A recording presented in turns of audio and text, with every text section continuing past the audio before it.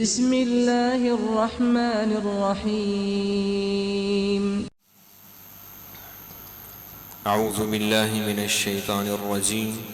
بسم الله الرحمن الرحيم. يا أيها الناس اتقوا ربكم الذي خلقكم من نفس واحدة وخلق منها زوجها وبث منهما رجالا كثيرا ونساء واتقوا الله الذي تساءلون به والأرحام إن الله كان عليكم رقيبا. يا أيها الذين آمنوا اتقوا الله وقولوا قولا سديدا يصلح لكم أعمالكم ويغفر لكم ذنوبكم ومن يطع الله ورسوله فقد فاز فوزا عظيما. يا أيها الذين آمنوا اتقوا الله حق تقاته ولا تموتن إلا وأنتم مسلمون. أما بعد فإن خير الحديث كتاب الله وخير الهدي هدي محمد صلى الله عليه وآله وصحبه وسلم وشر الأمور محدثاتها وكل محدثة بدعة وكل بدعة ضلالة وكل ضلالة في النار. أعوذ بالله السميع العليم من الشيطان الرجيم من همزه ونفخه ونفثه. بسم الله الرحمن الرحيم. يا أيها الذين آمنوا لا تقدموا بين يدي الله ورسوله واتقوا الله إن الله سميع عليم. يا أيها الذين آمنوا لا ترفعوا أصواتكم فوق صوت النبي ولا تجهروا له بالقول كجهر بعضكم لبعض أن تحبط أعمالكم وأنتم لا تشعرون.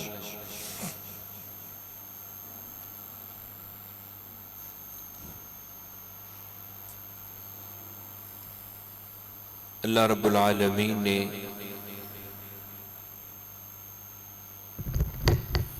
انسانوں کی رشد و ہدایت کے لیے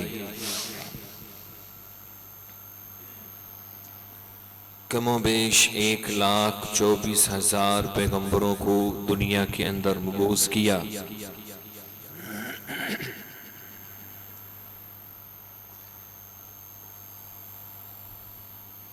ان میں سے سب سے آخر پر ہمارے محبوب پیغمبر جناب حضرت محمد الرسول اللہ صلی اللہ علیہ وآلہ وصحبہ وسلم کو دنیا کے اندر بھیجا ہے.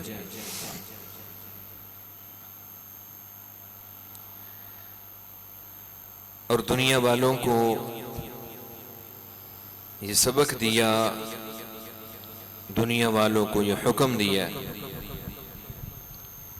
اگر تم کامیابی چاہتے ہو، کامرانی چاہتے ہو،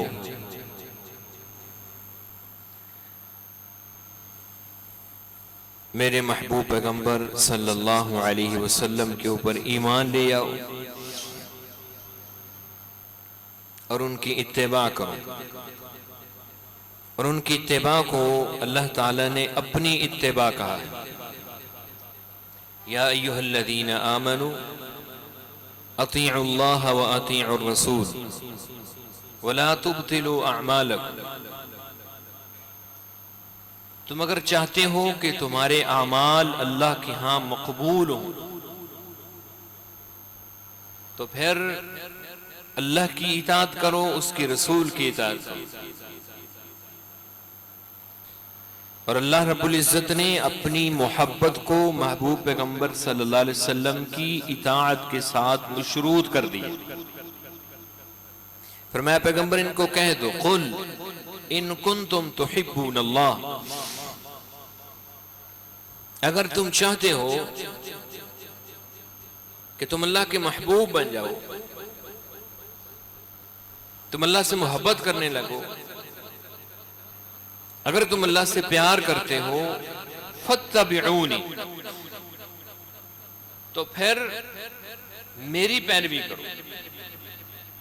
یحببکم اللہ، اللہ تمہیں اپنا محبوب بنا لے گا، اللہ تمہیں اپنا مقرب بنا لے گا، اپنا پیارا بنا لے گا. رسول مکرم صلی اللہ علیہ وسلم کے امت کے اوپر جو حقوق ہیں ان میں سے ایک حق آپ صلی اللہ علیہ وسلم کا ادب، احترام، اس کا خیال رکھنا. اور یہ ادب اور احترام ہر امتی کے اوپر فرض ہے.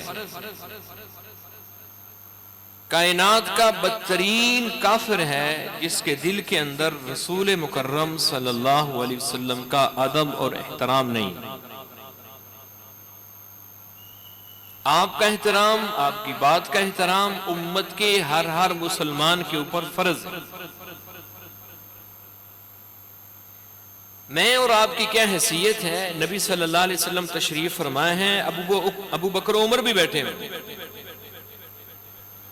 اللہ کے پیغمبر علیہ السلام نے کسی معاملے کے اندر ان سے مشورہ کیا. حضرت عمر نے الگ مشورہ دیا، ابو بکر نے الگ مشورہ دیا.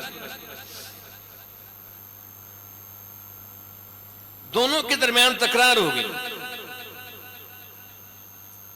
ایک دوسرے کو کہنے لگے کہ یار تم ہمیشہ میری مخالفت کرتے ہو. آوازیں اونچی ہو گئی. اللہ رب العزت نے آسمانوں سے قرآن اتارا. یا ایھا الذین آمنوا، ادب سکھائیں. یا ایھا الذین آمنوا لا ترفعوا اصواتکم فوق صوت النبی. اے ایمان والو، اپنی آوازوں کو محبوب پیغمبر کی آوازوں سے اونچا نہیں کرنا. نقصان کیا ہوگا؟ ان تحبط اعمالکم وانتم لا تشعرون.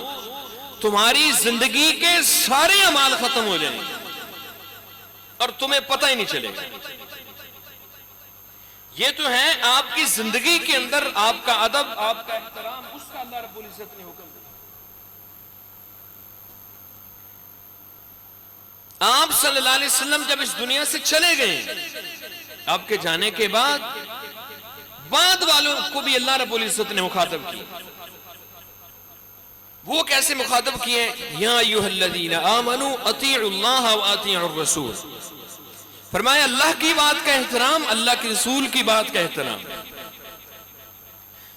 ولا تبطلوا اعمالکم، اپنے اعمال کو باطل نہ کرو. یعنی اللہ اور اس کے رسول کی بات کا احترام نہ کرنے والا وہ ساری زندگی باتیں کرتا رہے، بیت اللہ کے اندر کھڑے ہو کر نمازیں پڑھتا رہے، ساری زندگی حج کرتا رہے، ساری زندگی اللہ کے سامنے ریاضتیں کرتا رہے، روزے رکھتا رہے. اللہ رب العزت کہتے ہیں اگر اس کے دل کے اندر، اگر اس کے عمل کے اندر اللہ کی بات کا احترام نہیں، اللہ کے رسول کی بات کا احترام نہیں، وَلَا تُبْتِلُوا عَمَالَكُمْ، تو پھر اس کی زندگی کے سارے عمل ضائع ہیں. اس کے عمل کی کوئی حیثیت نہیں. آپ کی ذات کا احترام، آپ کی بات کا احترام امت کے ہر مسلمان کے اوپر فرض ہے. اب صحابہ کرام نے کیسے ادب کر کے سکھایا؟ حضرت عمر رضی اللہ تعالیٰ عنہ اس آیت کے اترنے کے بعد حالت یہ ہوتی تھی کہ نبی صلی اللہ علیہ وسلم جب حضرت عمر سے کوئی بات کرتے، حضرت عمر اتنی آہستہ آواز میں بات کا جواب دیتے، نبی صلی اللہ علیہ وسلم کو کہنا پڑتا عمر یار تھوڑا سا اونچی آواز میں بولو. پھر عمر تھوڑا سا اونچی آواز میں بولتے. اب کئی لوگوں کی آواز ویسے بڑی اونچی ہوتی ہے. ان میں سے ایک صحابی تھے ثابت بن قیس رضی اللہ تعالی. آیت اتری، اپنے آپ کو گھر کے اندر بند کر لیا. رسول مکرم صلی اللہ علیہ وسلم کے پیچھے نماز پڑھنے کے لیے مسجد نبوی میں نہیں آتے، آپ کی مجلس میں نہیں آتے. نبی صلی اللہ علیہ وسلم کا آپ کا طریقہ کار تھا، آپ دیکھتے کہ کوئی بندہ مسجد کے اندر نہیں ہے، آپ اس کا پتہ کرواتے ہیں، اگر وہ ضرورت مند ہے تو اس کی ضرورت کو پورا کیا جائے، اگر بیمار ہے تو اس کی بیمار پرسی کی جائے۔ یہ ایک امام کی ذمہ داری، ایک خطیب کی ذمہ داری رسول مکرم صلی اللہ علیہ وسلم نے سکھائی۔ آپ نے پوچھا صحابت کدھر ہے؟ صحابہ نے کہا اللہ کے پیغمبر وہ تو اپنے گھر کے اندر ہے، وہ تو اپنے گھر کے اندر ہے۔ کہا پوچھا کیوں؟ مسجد نبوی میں نہیں آتا، نماز نہیں پڑھتا، میری مجلس میں نہیں آ کر بیٹھتا۔ ایک صحابی جو ان کے پڑوسی تھے کہنے لگے اللہ کے پیغمبر مجھے آپ حکم دیں میں جا کے پتہ کر کے آتا ہوں۔ گئے دروازے پر دستک دی، ثابت بن قیس نے دروازہ کھولا، کہا اللہ کے رسول علیہ السلام آپ کو بلا رہے۔ کہا مجھے اللہ کے رسول بلا رہے، میں کس منہ سے جاؤں اللہ کے پیغمبر علیہ السلام کی مجلس میں؟ میری تو زندگی کے سارے عمل ضائع ہو گئے، میری زندگی کی جمع پونجی ایمان ہے وہ ضائع ہو گیا، میں تو جنت سے نکال دیا گیا۔ کہا کیسے نکالے گئے؟ کہا اللہ رب العزت نے قرآن مجید میں آیت اتاری ہے جس کی آواز پیغمبر کی آواز سے اونچی ہو گئی اللہ اس کی زندگی کے سارے عمل ضائع کر دے۔ وہ صحابی گئے، جا کر نبی صلی اللہ علیہ وسلم کو بتایا، اللہ کے پیغمبر ثابت تو اس لیے گھر سے نہیں نکلتا، وہ آپ کی مجلس میں نہیں آتا، آپ کے پیچھے نمازیں نہیں ادا کرتا۔ نبی صلی اللہ علیہ وسلم نے فرمایا جا کے اس کو خوشخبری سنا دو ثابت بن قیس کو کہ وہ جنتی شخص ہے، جنتی شخص، وہ کوئی ارادتاً تو ایسا نہیں کرتا، اس کی آواز تو ویسے اونچی ہو جاتی ہے۔ یہ ادب رسول مکرم صلی اللہ علیہ وسلم کا، یہ احترام رسول مکرم صلی اللہ علیہ وسلم کا ہے۔ اور آپ صلی اللہ علیہ وسلم کی زندگی اس دنیا سے جانے کے بعد آج بھی اگر جا کر دیکھیں اہل مدینہ کو نبی صلی اللہ علیہ وسلم کی قبر مبارک کے پاس ہم نے خود دیکھے ہیں لوگ اونچی آواز سے بات نہیں کرتے۔ اہل مدینہ رسول مکرم صلی اللہ علیہ وسلم کا اتنا احترام کرتے ہیں، یہ ادب ہر مسلمان کے اوپر فرض ہے۔ ایمان والوں کو اللہ نے حکم دیا اس ادب۔ عروہ ثقفی رضی اللہ تعالیٰ عنہ بھی مسلمان نہیں ہوئے تھے، بخاری میں روایت ہے نبی صلی اللہ علیہ وسلم مشرکین مکہ نے اپنا سفیر بنا کر حدیبیہ کے مقام کے اوپر نبی صلی اللہ علیہ وسلم کے پاس بھیجے، جاؤ تم ان کے ساتھ ڈیل کر کے آؤ، مذاکرات کر کے آئے۔ مذاکرات ہوئے، اس نے جا کر بتایا، اس نے کہا مکہ والو میں نے کیسرو کسرا کی سلطنت کو بھی دیکھا ہے، میں نے بڑے بڑے بادشاہوں کو دیکھا ہے، ان کی رعایا کو دیکھا ہے، لیکن جتنا ادب جتنا احترام محمد ذیشان علیہ السلام کے ساتھی اس کا کرتے ہیں، میں نے کسی بادشاہ کی رعایا کو اس کا اتنا احترام نہیں کرتے ہو۔ اس نے فساد کی، کہا میں نے دیکھا اللہ کے پیغمبر علیہ السلام تھوک پھینکتے ہیں تو صحابی اس تھوک کو نیچے نہیں گرنا دیتے، وہ وضو کرتے ہیں وضو کے قطرات نہیں نیچے گرنے دیتے، اور جب وہ پیغمبر بات کرتا ہے تو سارے ساتھی آپ صلی اللہ علیہ وسلم کی بات کو سر جھکا کے سنتے ہیں۔ اور لکھنے والوں نے لکھا ہے کہ اللہ کے پیغمبر علیہ السلام جب بولتے تھے صحابہ ایسے ادب کیا کرتے تھے، اللہ رب العزت نے جنت کے اعلان ایسے نہیں کیے، اللہ کے پیغمبر نے ایسے نہیں ان کے بارے میں فرمایا ان صحابہ کرام کے بارے میں کہ جس نے میرے صحابہ کے بارے میں زبان کھولی کائنات کا لعنتی شخص ہے، وہ محمد ذیشان علیہ السلام کے انتہا درجے کے بعد اب تھے۔ لکھنے والوں نے لکھا ہے نبی صلی اللہ علیہ وسلم جب گفتگو کرتے صحابہ کرام اس قدر احترام کیا کرتے تھے، آپ کی گفتگو کا سر جھکا کے بیٹھ جاتے اور ایسے محسوس ہوتا کہ ان کے سروں کے اوپر پرندے بیٹھے ہوئے ہیں، ذرا سا بھی سر ہلایا تو وہ پرندے اڑ جائیں۔ رسول مکرم صلی اللہ علیہ وسلم کا ادب و احترام۔ آپ نے نماز پڑھائی ایک دفعہ زور عصر کی نماز تھی، 4 رکعت کی جگہ 2 رکعت پڑھا کے آپ گھر کے اندر چلے گئے. کسی صحابی کی جرت نہیں ہوئی کہ وہ پوچھ لے اللہ کے پیغمبر 2 رکعتیں کیوں پڑھائیں؟ ادب احترام آپ کے سامنے بولا نہیں کرتے. رسول مکرم صلی اللہ علیہ وسلم کا صحابہ ایسے ادب کیا کرتے. نبی صلی اللہ علیہ وسلم گھر میں چلے گئے, لوگ آپس میں باتیں کر رہے ہیں, یار یا تو نماز کم ہو گئی یا نبی صلی اللہ علیہ وسلم بھول گئے ہیں. اب کون جائے, جا کر پوچھے کون؟ ایک دوسرے کو کہتے تم جاؤ, کہتے تم جاؤ, میں کیسے جاؤں؟ اچھا کئی لوگ ایسے ہوتے ہیں جو ذرا فری ہوتے ہیں. ایک صحابی تھے جن کا لقب تھا ذوالیدین, ہاتھ ذرا لمبے لمبے تھے, ان کو ذوالیدین کا لقب ملا ہوا تھا. انہوں نے دروازے پر دستک دی نبی صلی اللہ علیہ وسلم, ایک صحابی کے دروازے پر دستک دی, جا کر پوچھا اللہ کے پیغمبر نماز کم ہو گئی ہے یا بھول گئے ہیں؟ آپ نے فرمایا دونوں باتیں نہیں ہوئی. انہوں نے کہا اللہ کے پیغمبر ایک کام تو ضرور ہوا ہے, ایک کام تو ضرور ہوا ہے, یا بھول گئے ہیں یا نماز کم ہو گئی. آپ صلی اللہ علیہ وسلم نے فرمایا نہیں نماز تو کم نہیں ہوئی. انہوں نے کہا پھر آپ بھول گئے.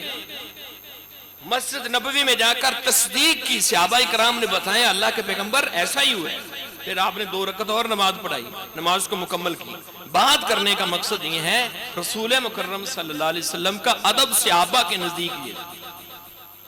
اور ایک روایت میں الفاظ ہیں, صحابہ کہتے ہیں ہم نبی صلی اللہ علیہ وسلم سے سوال نہیں کیا کرتے کہ کہیں آپ کی بے ادبی نہ ہو جائے.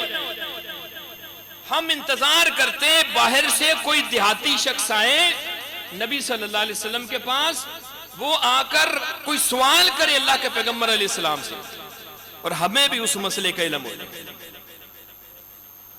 یہ ادب ہے رسول مکرم صلی اللہ علیہ وسلم کا, صحابہ نے کیا. یہ احترام ہے رسول مکرم صلی اللہ علیہ وسلم کا جو صحابہ کرام نے کیا. اب تو نبی صلی اللہ علیہ وسلم اس دنیا میں نہیں رہے. آپ کے جانے کے بعد آپ کی حدیث کا ادب, آپ کی بات کا ادب, آپ کی بات کا احترام. ہم تو اٹھ کے چلے جاتے ہیں نا, 2 منٹ کی حدیث ہو, 2 منٹ کی حدیث بیٹھ کر نہیں سن سکتے, فوری اٹھ کے چلے جاتے ہیں. ہمارے ہاں ادب یہ ہے. رسول مکرم صلی اللہ علیہ وسلم کیا کریں, آپ خوشخبری سنا رہے ہیں, نظر اللہ امرأ سمع مقالتی, جو میری بات کو سنے پھر اس کو یاد کرے, فحفظها ووعاها واداها, اس کو یاد کرے, اس کے اوپر عمل کرے, پھر اس کو لوگوں تک پہنچائے. نبی صلی اللہ علیہ وسلم دعا کر رہے ہیں, یا اللہ اس بندے کے چہرے کو تر و تازہ رکھ. لیکن ایک بات میں پہلے بھی کئی دفعہ کہہ چکا ہوں, علم اور چیز ہے, ایمان اور چیز ہے, یقین اور چیز ہے. ہماری سب سے بڑی مصیبت یہ ہے کہ ہمیں علم ہے لیکن یقین نہیں. یقین ہو تو ہم 2 منٹ کی بات سننا لیں رسول مکرم صلی اللہ علیہ وسلم کی بات. یقین ہو تو ہم جمعے کی نماز کے اندر پہلے نہ تشریف لے آئیں. اللہ کے پیغمبر کی باتیں ہونی ہیں, چہرے تر و تازہ ہوں گے. اللہ کے پیغمبر علیہ السلام کہیں گے, وہ کافر ابو لہب جس کے بیٹے کو اللہ کے پیغمبر علیہ السلام نے بددعا دی, اس نے جب آپ کی بیٹی کو طلاق دی, نبی صلی اللہ علیہ وسلم نے ہاتھوں کو اٹھایا, فرمایا یا اللہ اپنے درندوں میں سے ایک درندہ اس کے اوپر مسلط کر دو. کافر ہو کر اللہ کے پیغمبر علیہ السلام کی بات کا یقین اتنا تھا, وہ اپنے بیٹے کو گھر سے نہیں نکالتا تھا. ابو لہب اپنے بیٹے کو گھر سے نہیں نکالتا تھا. کیوں؟ کہتا تھا میرے بیٹے کو محمد صلی اللہ علیہ وسلم اس نے بددعا دی.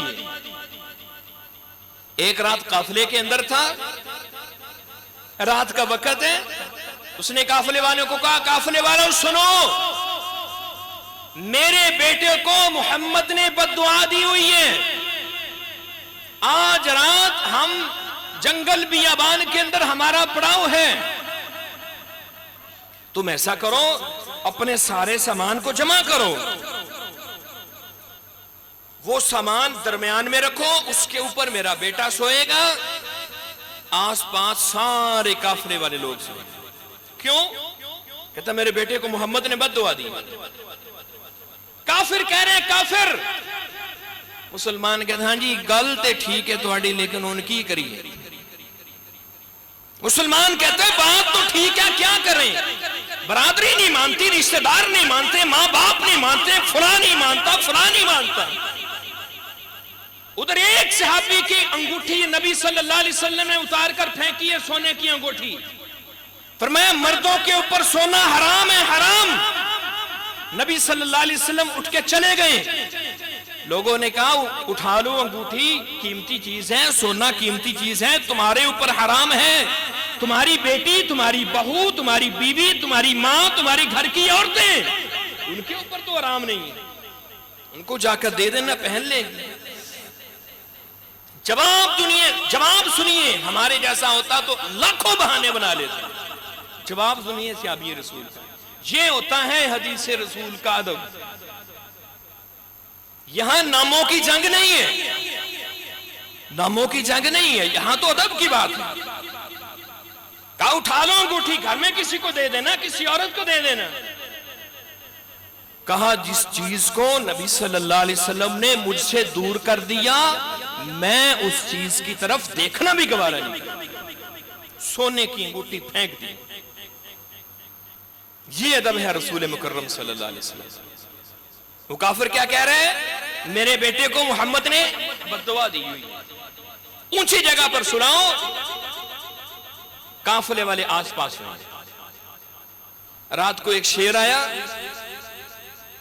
اس نے سونگنا شروع کی، ایک ایک شخص کسی کو کچھ نہیں کہہ رہا، سونگتے سونگتے وہ اس سامان کی طرف جا رہا، وہاں پر پہنچا اور ظالم کو چیر پھاڑ کر دیا۔ اور وہ کیا کہہ رہا تھا؟ جب اس کو شیر چیر رہا تھا نا، وہ کہہ رہا تھا محمد نے مجھے قتل کر دیا ہے، محمد نے۔ یقین رسول مکرم صلی اللہ علیہ وسلم کی بات کا، اس کا نام ادب ہے، اس کا نام ادب۔ سراقہ بن مالک کی حدیث میں نے پچھلی جمعے آپ کو سنائی تھی، موت و حیات کی کشمکش میں کہہ رہے ہیں مجھے موت نہیں آ سکتی جب تک میرے ہاتھوں میں کس طرح کی کنگن نہیں ہے۔ 5 دفعہ مؤذن آواز لگاتا ہے کامیابی کی طرف آؤ۔ جمعے والے دن مسجدیں بھر جاتی ہیں، باقی 5 نمازوں میں نمازی کہاں جاتے ہیں؟ مسلمان ہیں نا،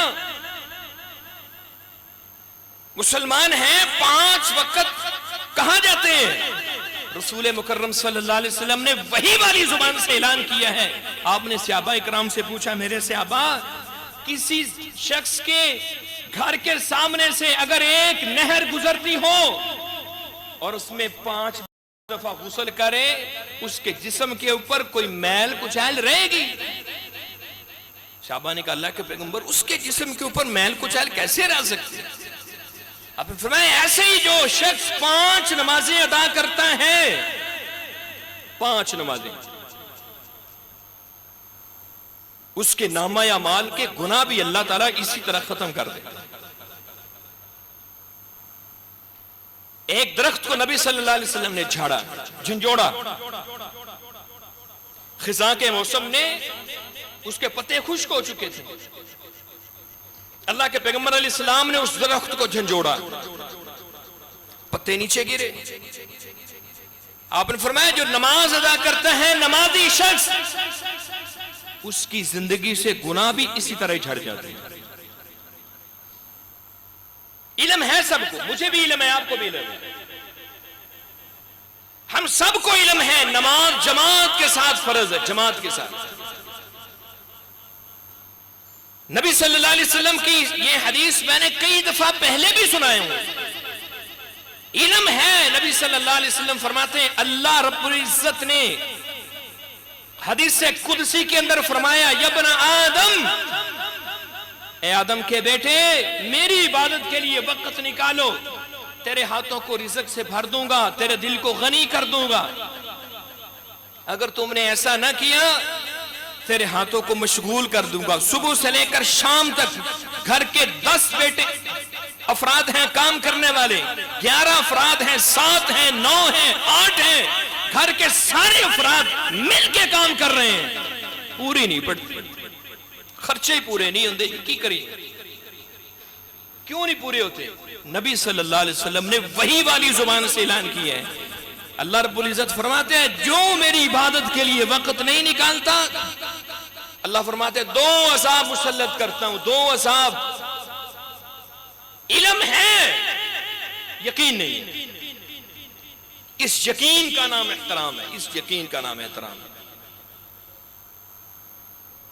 2 عذاب کون سے؟ نبی صلی اللہ علیہ وسلم فرماتے ہیں اللہ کہتا ہے میں پھر اس کے ہاتھوں کو مشغول کر دیتا ہوں, مشغول کر دیتا ہوں. مشغول ایسے مشغول کرتا ہوں کہ اس کے پاس اپنے بچوں کے لیے بھی وقت نہیں ملتا. بڑے بڑے گھرانوں کا یہ رونا ہے.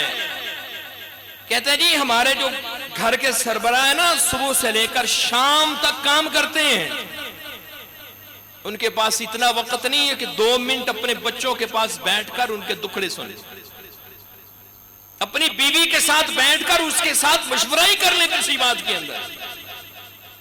بڑے بڑے گھرانوں کے یہ مسائل, وقت نہیں اپنے پیاروں کے پاس بیٹھنے کے لیے.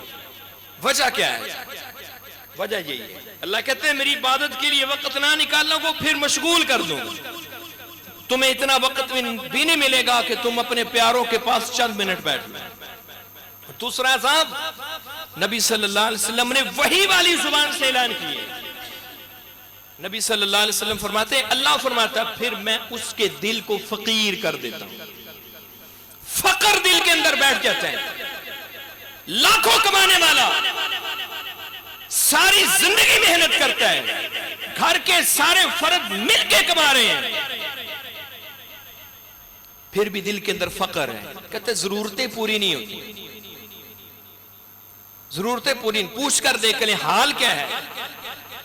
کہتے جی بس کیا کرے جی مولوی صاحب, نہ ہی پوچھیں حال کیسا ہے. ایک نمازی بندے سے پوچھ کر دیکھ لیں جس کا تعلق اللہ کے ساتھ, اس سے پوچھیں بھائی جان کیا حال ہے, کہتا ہے الحمدللہ, اللہ کا شکر ہے, اللہ کی رحمتیں ہیں, ضرورتیں پوری ہو رہی ہیں. دل کا فقر, نبی صلی اللہ علیہ وسلم فرماتے ہیں اتنی خطرناک بیماری ہے اس کو سوننے کی 2 وادیاں بھی مل جائیں, کہے گا تیسری ہونی چاہیے. اور پھر نبی صلی اللہ علیہ وسلم نے فرمایا اس فقر والی بیماری کو قبر کی مٹی کے علاوہ دنیا کی کوئی چیز ختم نہیں کر سکتی. دنیا کی کوئی چیز ختم نہیں کر سکتی. یہ رسول مکرم صلی اللہ علیہ وسلم کے فرامین ہیں. علم مجھے بھی ہے, آپ کو بھی ہے, لیکن دکان چھوڑ کے کتنے لوگ آتے ہیں نماز پڑھنے کے لیے؟ دکان چھوڑ کے کتنے لوگ آتے ہیں خطبہ سننے کے لیے؟ 2 منٹ کی حدیث سننے کے لیے کتنے لوگ بیٹھتے ہیں؟ کیوں؟ یقین نہیں. یقین کیسے آئے گا؟ یہ اللہ کی ایک نعمت ہے. یقین اللہ کی ایک نعمت ہے. صدیق کو پوچھے یقین کسے کہتے ہیں؟ نبی صلی اللہ علیہ وسلم کو اللہ رب العزت نے معراج کروائے. معراج سے واپس آئے اللہ کے پیغمبر علیہ السلام. آپ صلی اللہ علیہ وسلم نے مکے والوں کو بتایا. ابو جہل بھاگا گیا حضرت صدیق اکبر کے پاس. واہ صدیق, تیرے یقین کیسا تھا, تیرے ایمان کے اوپر قربان جائیں. اللہ کے پیغمبر علیہ السلام نے ایسے نہیں کہہ دیا میں دنیا کے اندر ہر شخص کے احسان کا بدلہ دے کر جا رہا ہوں. صدیق ایسی شخصیت ہے جس کے احسانات کا بدلہ میں محمد دنیا میں نہیں دے سکتا, قیامت والے دن اللہ خود دے گا. صدیق نے پوچھا اللہ کے پیغمبر دنیا کے اندر کوئی ایسا شخص بھی ہے کل قیامت کا دن ہوگا کسی کو جہاد کے دروازے سے پکارا جائے گا, کسی کو نماز کے دروازے سے پکارا جائے گا, کسی کو روزے کے دروازے سے پکارا جائے گا, کوئی ایسا شخص بھی ہے جس کو جنت کے 8 دروازوں سے پکارا جائے گا؟ نبی صلی اللہ علیہ وسلم نے فرمایا ہاں صدیق, مجھے امید ہے تو ہی وہ شخص ہے جس کو جنت کے 8 دروازوں سے پکارا جائے گا. آپ نے کبھی اس بات پہ غور کیا ہے مارے تو بلال نے زیادہ کھائی ہیں، مرتبہ صدیق کا کیسے بڑھ گیا؟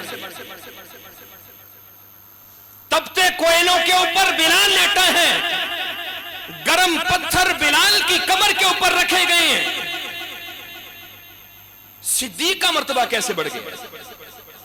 اس کے پیچھے یقین کی نعمت ہے۔ ابو جہل دوڑا دوڑا گیا، جا کر ابو بکر کے دروازوں کھٹکھٹایا، کہ ابو بکر باہر نکلو، نئی بات سن لو۔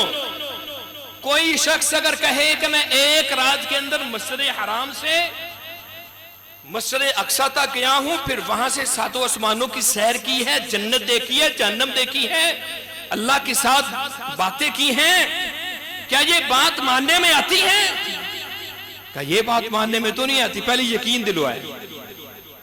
کہ یہ بات ماننے میں تو نہیں آتی۔ کہ تیرا ساتھی محمد کہہ رہے ہیں۔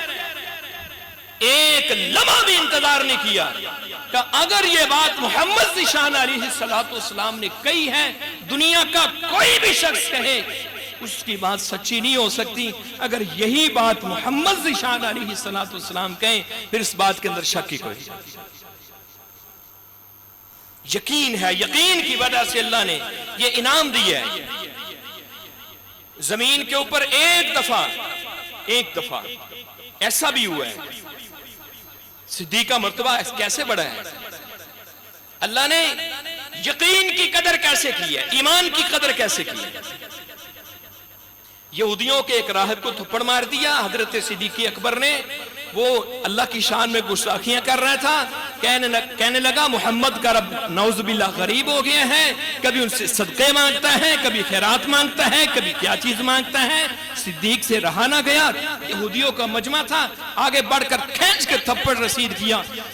جو فیصلہ تھا نبی صلی اللہ علیہ وسلم کے پاس آ گیا۔ اب وہاں پر بیٹھے سارے یہودی نبی صلی اللہ علیہ وسلم کے پاس آئے، حضرت صدیق اکبر نے بتایا اللہ کے پیغمبر میں نے تو اس لیے مارا ہے۔ اب یہودی اور بات سے مکرے نا، یہ کیسے ہو سکتے؟ سارے پاؤں پہ پھر گئے، نے کہا ہمارے راہب نے تو ایسی بات کی نہیں۔ اب وہ تو کائنات کا بہترین چیف جسٹس تھا نا، وہ تو عدل کرنے والی ہستی ہے، وہ نہیں دیکھتا کہ میرے سامنے میری بیٹی ہے یا میرا ساتھی صدیق ہے۔ اس پیغمبر نے تو اپنی بیٹی کے بارے میں کہہ دیا تھا اگر میری بیٹی بھی اگر چوری کرے محمد اس کا بھی ہاتھ کاٹ دے گا، محمد اس کا بھی ہاتھ کاٹ دے گا۔ صدیق ہے، سارے تردید کر رہے ہیں، اور صدیق نبی صلی اللہ علیہ وسلم نے فرمایا ابو بکر گواہ پیش کرو۔ زمین کے اوپر کوئی گواہ نہیں۔ قرآن کھولیے، 4 پارہ ہے، قرآن کیا کہتے ہیں؟ حضرت صدیق اکبر نے کہا یا اللہ زمین کے اوپر میرا کوئی گواہ نہیں، آسمانوں کے اوپر اللہ رب العزت گواہ ہے۔ اللہ نے قرآن اتارا ہے، صدیق کی شان کے اندر، اس کی گواہی کے اندر اللہ نے قرآن اتارا ہے۔ لقد سمع اللہ قول الذین قالوا، اللہ نے یہ نہیں کہا کہ میں نے سنا ہے، اللہ نے یہ نہیں کہا کہ اللہ نے سنا ہے، اللہ نے قسمی انداز کے اندر گواہی دی ہے۔ لقد سمع اللہ قول الذین قالوا، قسمی انداز کے اندر اللہ تعالیٰ نے فرمایا تحقیق اللہ رب العزت نے ان کی باتوں کو سنا۔ وہ کیا کہہ رہے تھے؟ ان اللہ فقیر ونحن اغنیاء، ہم غنی ہیں اللہ فقیر ہے۔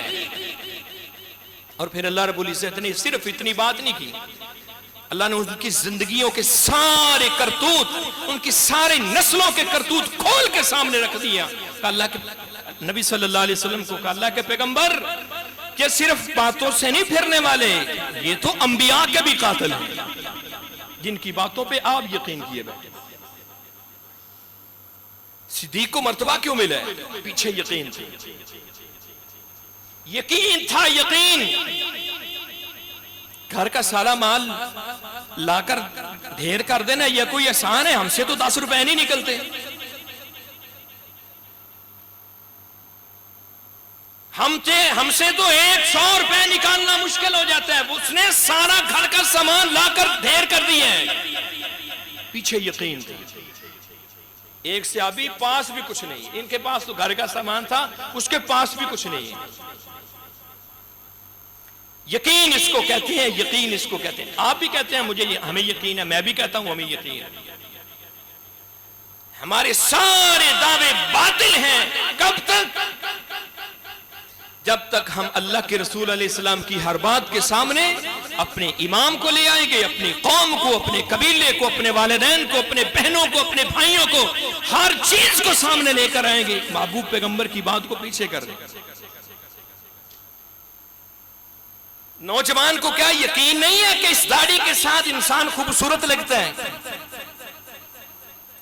کیا نوجوان کو یقین نہیں ہے کہ اس کائنات کے اندر سب سے زیادہ حسین ہستی محبوب پیغمبر محمد ذیشان علیہ السلام کی ہستی ہے, جن کے بارے میں حضرت عائشہ نے کہا تھا وہ عورتیں, حضرت عائشہ نے کہا تھا وہ عورتیں جنہوں نے حضرت یوسف علیہ السلام کو دیکھ کر اپنے ہاتھوں کو کاٹ لیا تھا, اگر وہ عورتیں محبوب پیغمبر کو دیکھ لیتی ہیں تو اپنے کلیجے چیر دیتی.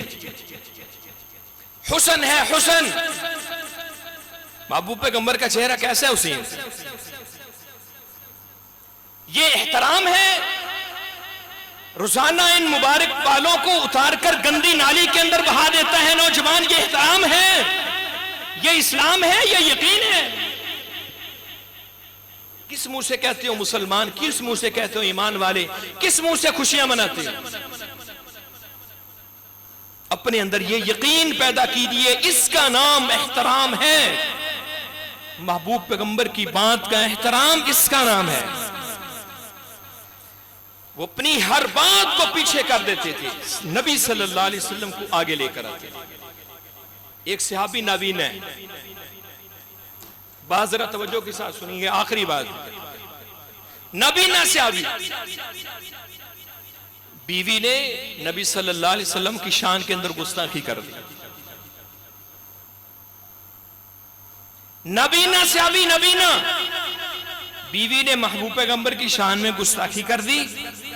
رات کا وقت تھا, سوئی اٹھی, اس کے پیٹ کے اوپر چڑھ کے بیٹھے, تلوار لی, گردن تن سے جدا کر دی, نبی صلی اللہ علیہ وسلم کے سامنے لا کر پیش کر دی. اللہ کے پیغمبر, اس نے آپ کی شان میں گستاخی کی تھی, مجھ سے راہ نہیں گیا, میں نے اس کو قتل کر دیا.